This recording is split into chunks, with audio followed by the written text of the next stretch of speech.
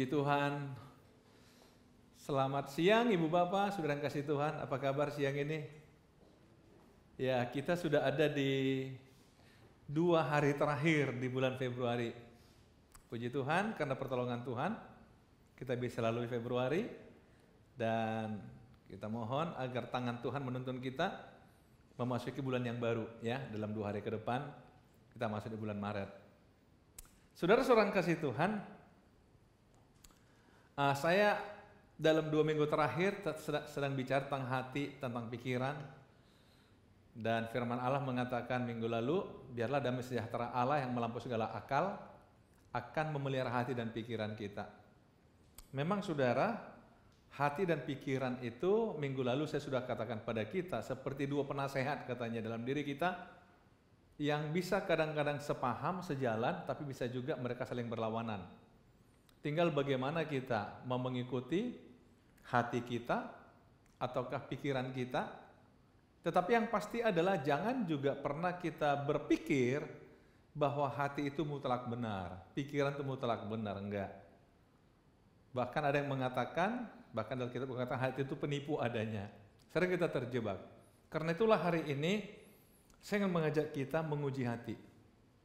Menguji hati, tidak selamanya memang saya katakan hati itu salah, enggak juga.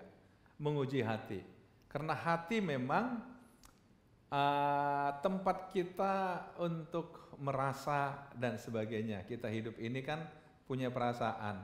Apa-apapun yang sedang kita alami, pasti kita berinteraksi lewat hati kita, lewat pikiran kita. Tetapi saudara-saudara, saya tertarik satu bagian dari firman Allah di dalam Matius pasal yang ke-14. Ketika saya baca ulang ayat ini, baca ulang, waduh, saya merasa ada sesuatu yang memberkati saya, dan saya ingin membagi berkat itu pada saudara pada pagi hari ini. Matius pasal yang ke-14, setelah Yesus mendengar berita itu, menyingkirlah ia dari situ dan hendak mengasingkan diri dengan perahu ke tempat yang sunyi. Tetapi orang banyak mendengarnya dan mengikuti dia dengan mengambil jalan darat dari kota-kota mereka. Saudara tolong perhatikan di ayat yang ke-13, setelah Yesus mendengar berita itu, menyingkirlah ia dari situ dan hendak mengasingkan diri dengan perahu ke tempat yang sunyi.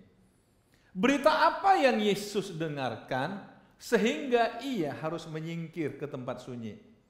Saudara kalau baca dalam ayat sebelumnya, di sana ada satu peristiwa yang menyedihkan. Ketika seorang bernama Yohanes Pembaptis dibunuh, lehernya dipenggal.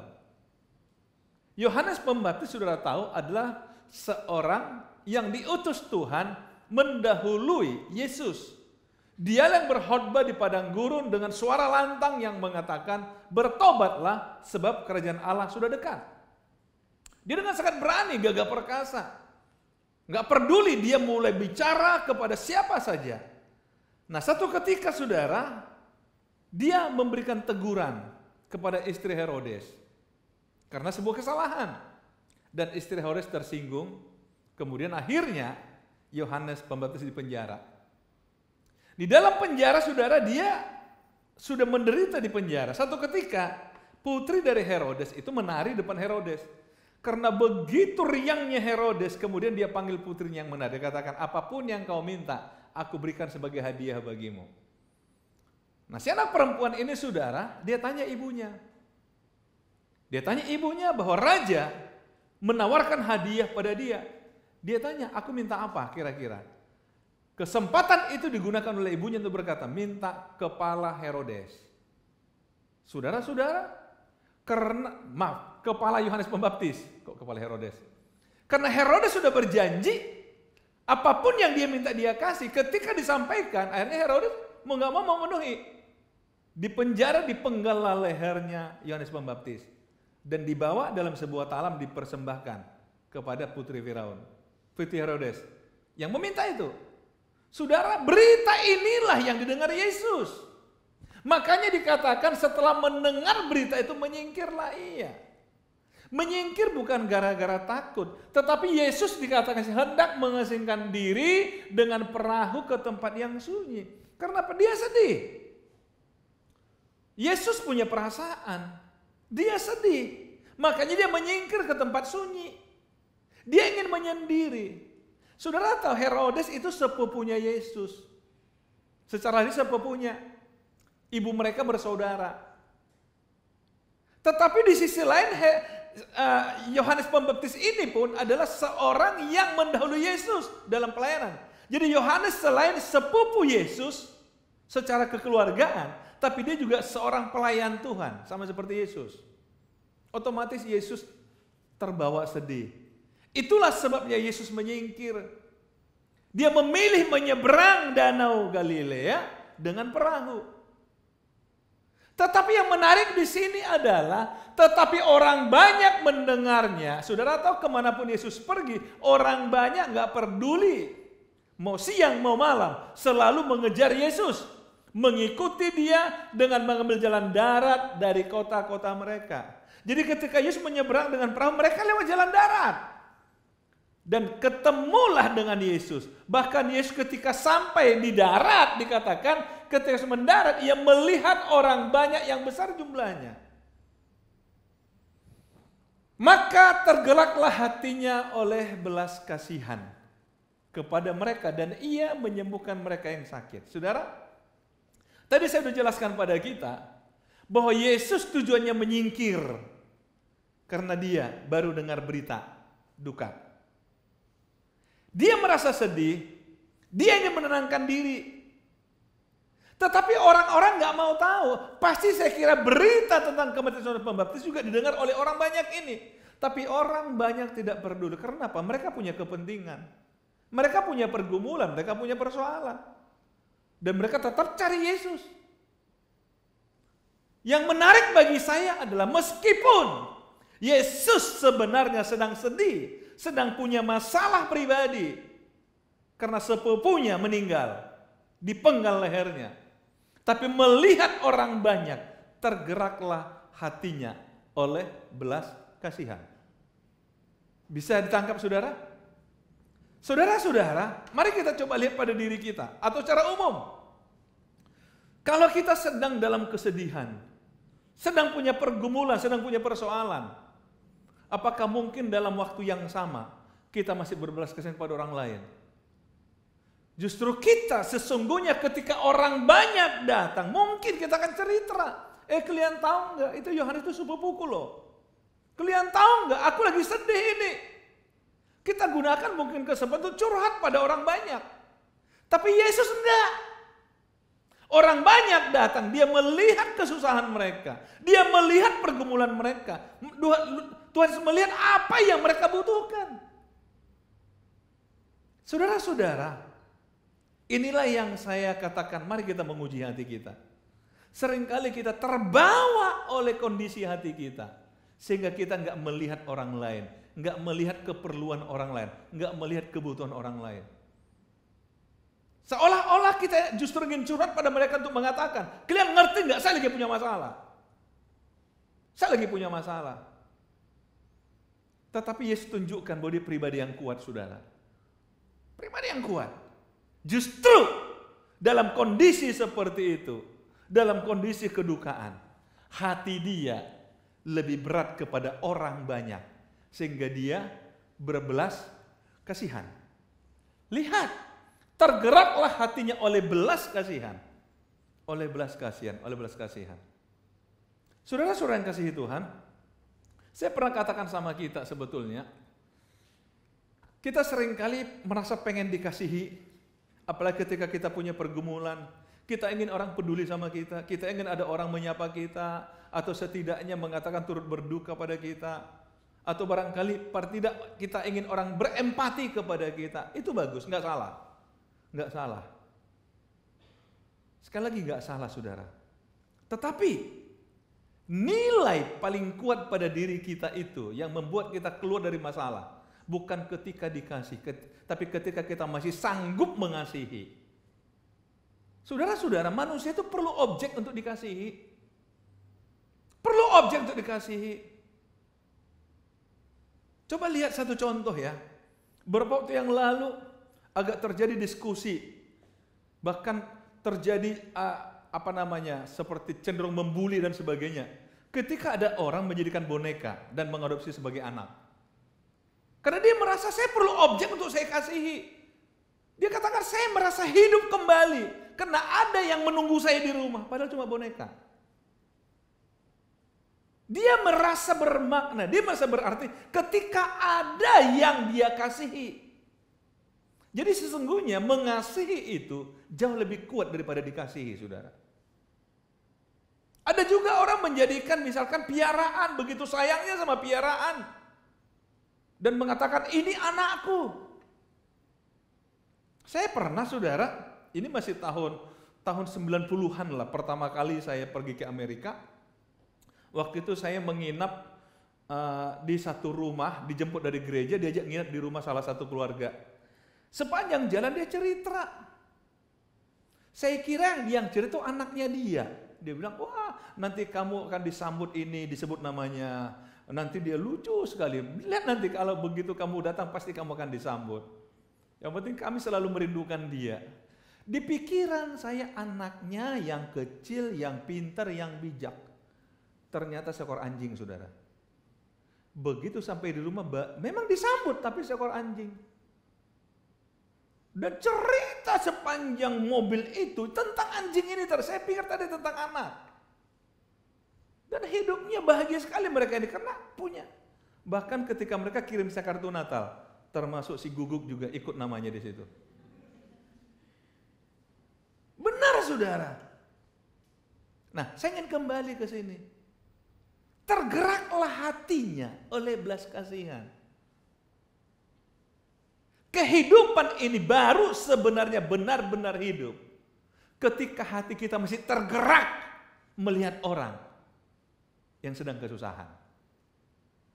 Bisa ditangkap, saudara? Bukan ketika kita dikasihi, ketika kita disimpati orang, ketika orang mulai mengerti kita, tidak. Dan ditunjukkan bahwa kehidupan nyata, kehidupan yang kuat, sesungguhnya adalah ketika kita masih punya rasa simpati, rasa belas kasihan kepada orang lain, sekalipun kita sedang menderita. Saudara-saudara, kadang-kadang kita, jangankan saat menderita, saat senang pun kita belum tentu bersimpati pada orang. Karena kita anggap orang ini mengganggu saya. Tapi Yesus, orang banyak ini tidak merasa, dia tidak merasa sebagai gangguan. Tapi dia merasa bahwa ini harus aku lakukan sesuatu bagi mereka. Saudara, kenapa bisa begitu? Karena dia merasa masalah orang lain lebih serius dari masalah dia. Masalah orang lain lebih serius dari masalah saya. Yang membuat kita nggak berempati pada orang ketika kita merasa masalah kita lebih serius dari masalah siapapun. Kadang-kadang bahkan kita mengatakan, kayaknya orang nggak pernah mengerti saya, masalah saya lebih berat dari kamu, tahu. Perbedaannya adalah karena orang nggak cerita aja masalahnya sama kita, sehingga kita merasa masalah kita paling berat. Tapi jangan sampai kehilangan rasa itu, saudara, dalam hati saudara. Karena saudara terlalu dikuasai oleh masalah saudara, oleh kesedihan saudara. Ini yang saya ingin kita belajar dan menguji hati kita. Masih punya nggak kepekaan kepada orang lain? Masih punya nggak? Jangan sampai kita larut dengan kesedihan kita, sehingga kita nggak peduli dengan lingkungan di mana kita ada. Kadang-kadang seorang istri misalnya, karena dia sedang sedih, nggak peduli sama suami, nggak peduli sama anak-anak. Bahkan kalau ditanyakan dia malah tambah marah misalnya. Atau suami juga sama. Karena dia sedang ada masalah di kantor barangkali. Akhirnya anak-anak jadi korban, istri rumah jadi korban. Mereka salah apa pada kita, saudara? Kok jadi korban? Inilah orang-orang yang kadang-kadang nggak bisa kendalikan diri. Saudara mungkin pernah jadi korban orang seperti itu, betul? Halo, pernah merasa korban atau dikorbankan? Tapi saudara, saya belajar di sini. Masalah kita tidak boleh jadikan alasan untuk tidak bersimpati pada orang lain. Apapun kondisi saudara, tolong buatlah hidup saudara ini berharga, bernilai, bermutu. Nah, kita kembali. Tergeraklah hatinya oleh belas kasihan kepada mereka dan ia menyembuhkan mereka yang sakit. Menyembuhkan mereka yang sakit. Tidak sampai di situ, ada masalah lain. Menjelang malam murid-muridnya datang kepadanya dan berkata, tempat ini sunyi dan hari sudah mulai malam. Suruhlah orang banyak itu pergi supaya mereka dapat membeli makanan di desa-desa. Saudara, saya coba berpikir begini. Pasti murid-murid juga kenal dong Yohanes Pembaptis. Pasti kenal, pasti mereka juga ikut susah.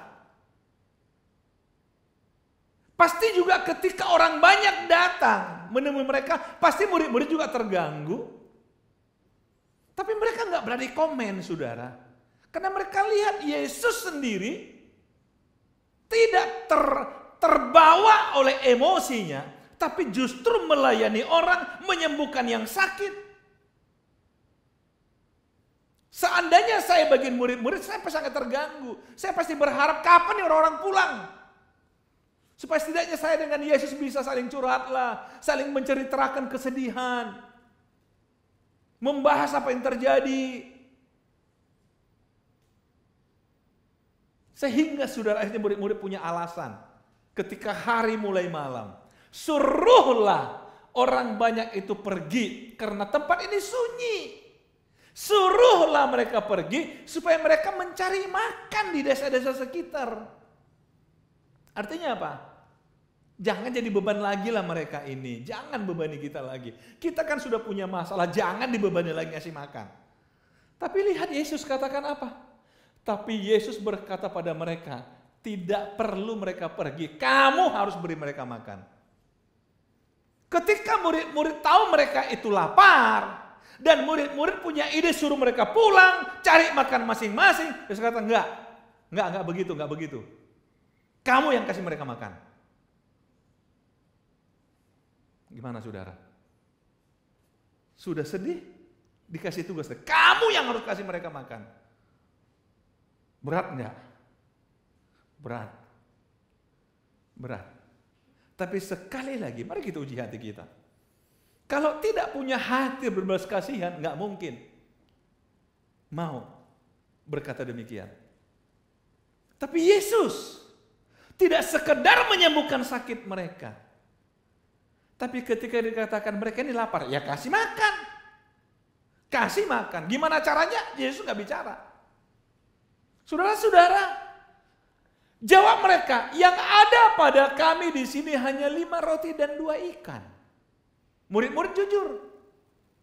Yang ada pada kami hanya 5 roti dan 2 ikan. Kasih mereka makan, gimana ceritanya? Dan orang itu ribuan loh saudara. Nanti kita lihat 5.000 orang laki-laki aja. Kasih mereka makan. Nggak masuk akal saudara.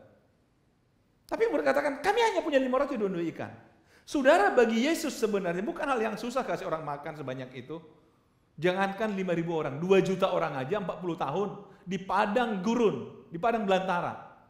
Orang Israel dikasih Tuhan makan kok. Tahu ceritanya? Ketika mereka keluar dari Mesir, 2 juta orang lebih. Setiap hari dikasih makan selama 40 tahun. Setiap pagi Tuhan kasih mana, betul? Ketika mereka teriak, bosan makan mana, pengen makan daging, dikirim burung puyuh. 40 tahun lamanya. Bagi Tuhan nggak susah saudara. Sehingga ketika dia katakan kasih mereka makan, harus mereka paham. Tapi oke lah saudara. Mereka katakan kami hanya punya 5 roti dan 2 ikan. Kami hanya punya ini Tuhan. Kami hanya punya ini. Oke, kita lihat positif. Jangan kita bahasakan murid-murid seperti nyindir, bukan. Tapi saya anggap ini positif. Tuhan, kami hanya punya ini. Gimana caranya membuat mereka bisa makan dengan yang ini Tuhan? Nah saudara-saudara, mari kita lihat. Sekarang mari kita keluar dari masalah kita. Mari kita akhirnya mulai belajar. Bagaimana saya yang bermasalah bisa menyelesaikan masalah orang lain. Sekali lagi, bagaimana saya yang punya masalah Bisa dipakai Tuhan sebagai alat untuk memberkati orang lain, untuk menjadi berkat bagi orang lain. Saudara-saudara, yang ada pada kami hanya 500 ikan. Nah, saudara, penyelesaiannya gimana? Yang pertama, Yesus berkata, bawalah kemari kepadaku. Yesus juga tidak katakan, saya nggak perlu itu. Nggak juga. Walaupun Yesus bisa buat mujizat, betul? Tapi bawa kemari padaku. Yesus menghargai sekecil apapun yang engkau punya. Sekecil apapun modal yang engkau punya. Yesus menghargai. Yang penting bawa kepada Tuhan. Jujur katakan, ini yang ada pada Tuhan. Karena itu saya sangat memberikan apresiasi kepada saudara-saudara ketika memulai bisnis, kemudian meminta doa dan mengatakan kami hanya punya modal ini Pak, tapi kami berani nyerahkan sama Tuhan. Saya ingat 2001 saudara, pertama kali kita bangun gereja di Padang Bulan. Dulu-dulunya kita masih ngontrak gitu, ngontrak rumah-rumah. Kemudian namanya dulu perintisan gereja ya. Waktu itu kita udah punya tanah, tetapi saudara pas mau bangun, jemaat baru 40-an begitulah, orang sederhana. Kemudian kita kumpul uang sudah berapa bulan, itu cuma terkumpul 7 juta untuk bangun gereja. Jadi pada satu hari Minggu saudara, saya katakan, tolong Sabtunya saya pesan pada yang memegang keuangan, bendahara gereja, tolong hari Minggu besok itu uang dibawa ya. Kita mau doakan, serahkan sama Tuhan. Karena hari Senin kan kita mulai bangunan, saya bilang. Dibawa ke gereja. Selesai ibadah, kemudian saya minta uang ditaruh di atas mimbar seperti ini, dalam kantongan plastik. Saya kata, yuk kita semua berdiri, maju ke depan, yuk kita doakan. Kita serahkan ini uang sama Tuhan. Yang penting kita, Tuhan kami punya ini. Dan kami akan memulai bangunan gereja dengan ini. Itu di bulan Juli 2001. Tapi puji Tuhan saudara, di Desember itu bangunan sudah bisa dipakai untuk Natal. Gimana caranya nggak tahu kita. Tapi tetap aja begitu butuh ada, begitu butuh ada, begitu butuh ada. 8x18 gereja itu. Jadi saudara, yang diperlukan adalah mau nggak kita jujur, Tuhan ini yang kami punya. Serahkan sama Tuhan. Ketika kita serahkan sama Tuhan, apa yang Tuhan lakukan dengan apa yang kita serahkan? Yang kedua, lihat di sini. Lalu disuruhnya orang banyak itu duduk di rumput, dan setelah diambilnya 5 roti dan 2 ikan itu, Yesus menengadah ke langit dan mengucap berkat. Apa artinya menengadah ke langit dan mengucap berkat? Memohon kepada Bapa di sorga supaya berkati yang 5 roti 2 ikan ini.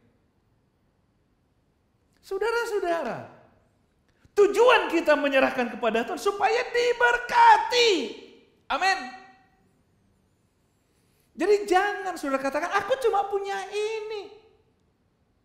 Kalau engkau bawa itu ke tangan Tuhan, serahkan kepada Tuhan, dan meminta Tuhan memberkati, lewat yang sederhana itu, Tuhan lakukan mujizat.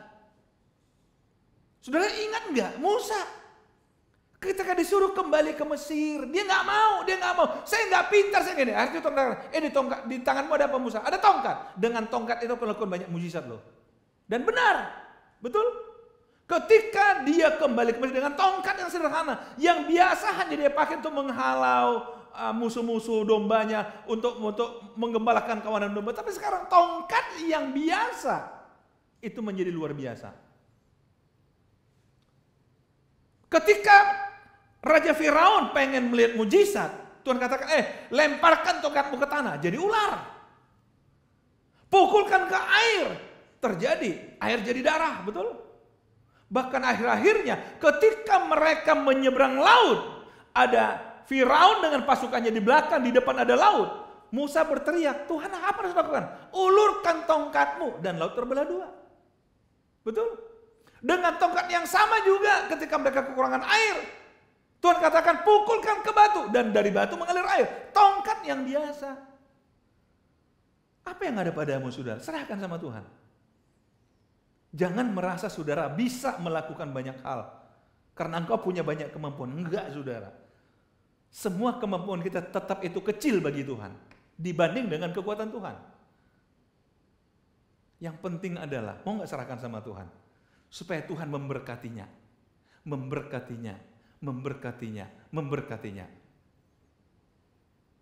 Sekali lagi, dari orang bermasalah, Tuhan ingin murid-murid menjadi berkat bagi orang banyak. Saudara-saudara, jangan masalah saudara menghalangi saudara untuk jadi berkat. Jangan. Jangan pergumulan saudara membatasi engkau untuk jadi berkat. Jangan. Karena Tuhan bisa melakukannya di tengah-tengah kesulitanmu. Orang katakan, kalau orang sedang senang, sedang puji, sedang bantu orang, itu hal yang biasa.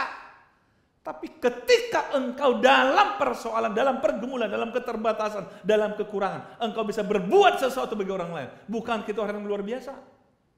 Dan itu yang Tuhan mau terjadi pada hidup saudara. Amin, saudara. Lihat. Menengadah ke langit dan mengucap berkat. Kemudian yang ketiga kita lihat, masih dalam ayat yang sama ini, lalu disuruhnya orang banyak itu duduk di rumput, dan setelah diambilnya 5 roti dan 2 ikan itu, lihat, 5 roti 2 itu diambilnya, menengadah ke langit, mengucap syukur, lalu memecahkan roti itu, dan memberikannya kepada murid-muridnya, lalu murid-muridnya membagi-bagikannya kepada orang banyak. Saya pakai logika sederhana aja. 5 roti 2 ikan, murid-murid ada 12. Saya anggap aja gampang hitungannya, yang 5 roti bagi 2. Akhirnya 10 murid dapat sepotong-sepotong roti, betul? Yang 2 ikan dikasih ke 2 murid lagi. Saudara-saudara, saya ingin tanya saudara. Apakah ketika Yesus menengadah ke langit dan memberkati 5 roti 2 ikan, tiba-tiba roti tiba-tiba jadi banyak? Saya yakin tidak. Karena nyatanya masih sama. Makanya Yesus pecahkan roti itu. Pecahkan roti itu. Saya percaya saudara, ketika murid-murid juga dapat roti, mereka tidak berpikir banyak. Karena Tuhan yang suruh, bagikan, beri mereka makan. Akhirnya mereka juga taat. Mereka mulai membagikan. Saya yakin, tidak mungkin 12 murid melayani 5.000 orang lebih tadi. Pastilah estafet caranya. Sekali lagi saya pakai logika sederhana. Misalnya, saya Petrus yang dapat sepotong roti dari Tuhan. Kemudian saya bagi pada Pak Dani, worship leader kita tadi. Kemudian saya bagi kepada yang tadi depannya semua. Akhirnya mereka juga, akhirnya bagi lagi ke yang lain. Bagi lagi yang lain. Tapi ketika saya bagi, punya saya kok masih utuh. Akhirnya begitu terus. Dan akhirnya, yang saya makan, kok saya sudah kenyang, kok masih ada sisa di tangan saya. Sehingga Alkitab mencatat apa saudara? Dan mereka semuanya makan sampai kenyang. Kemudian orang mengumpulkan potongan-potongan roti yang sisa 12 bakul penuh. Saya tadi bergurau, saya katakan panitia nggak pernah rugi. Murid-murid 12 panitia masing-masing dapat hadiah 1 bakul. Amin saudara. Artinya apa? Saudara lakukan untuk Tuhan. Lakukan karena Tuhan. Saudara nggak dirugikan. 5 roti 2 ikan. Sisa 12 bakul. Gimana hitungannya? Nggak ada matematikanya saudara. Itu kalau Tuhan yang bekerja. Tetapi keberanian dan kemauan berbagi ini yang menjadi kunci saudara. Saya nggak bisa bayangkan kalau ketika dibagikan pada murid dan murid-murid langsung makan, nggak mau berbagi dulu. Saya nggak bisa bayangkan saudara. Tapi saya yakin yang terjadi bukan seperti itu. Ketika roti diberikan, langsung dia juga bagi ke sebelahnya. Bagi lagi, loh kok masih ada? Kok masih ada? Masih ada, saudara, saya ingin perbandingan. Saudara tahu dalam Perjanjian Lama ada satu kisah, seorang janda yang susah, yang miskin, yang dia satu ketika dia ketemu Nabi Elisa, ketika Nabi Elisa mengatakan, tolong buat adonan, saya lapar, saya mau makan. Dia katakan apa? Cuma ada segenggam tepung dan minyak sedikit. Rencanaku ini kami olah hari ini, ku makan dan anakku setelah itu kami mati. Karena nggak ada lagi apa-apa. Tapi Nabi katakan, boleh enggak buat untukku itu? Kadang-kadang kita pikir ini pendeta, kok segitu-gitunya sih? Udah saya bilang ini hanya untukku dan anakku, pendeta ngambil lagi. Saudara, kadang-kadang pendeta dianggap begitu, saudara. Tetapi wanita janda ini, dia taat. Dan Alkitab mencatat, akhirnya ketika dia tuang minyak itu dan goreng tepung itu, masih ada sisa. Besoknya dia masih ada sisa. Yang tadi dikatakan cuma tinggal sekali masak dan habis. Tapi nyatanya Alkitab mencatat, sampai masa kelaparan habis, barulah minyak dan tepung itu habis, betul? Ini cara Tuhan, saudara. Sama juga ada seorang janda yang punya hutang banyak. Nabi katakan apa? Pinjam semua botol-botol sebanyak mungkin. Tapi aku bilang, iya isi semua. Ternyata begitu ini nggak habis-habis, saudara. Penuh semua. Jadi kalau Tuhan melakukan sesuatu, saudara, dia tak lakukan dengan cara yang aneh. Tapi yang pasti adalah, saudara, kita diberkati Tuhan, orang lain diberkati Tuhan. Saya percaya, melihat hal yang besar ini, murid-murid bukan hanya lupa pada masalahnya, tapi akhirnya mereka boleh mengerti. Ternyata masalah kita nggak boleh jadi halangan menjadi berkat bagi orang lain. Justru ketika dalam masalah kita, Tuhan ingin pakai kita untuk orang-orang yang punya masalah yang dibawa kepada kita. Amin, saudara. Mari kita uji hati kita. Milikilah hati yang berempati, milikilah hati yang berkasihan, karena ini jadi modal Tuhan dari hidup kita untuk melakukan hal yang ajaib. Tuhan Yesus memberkati kita.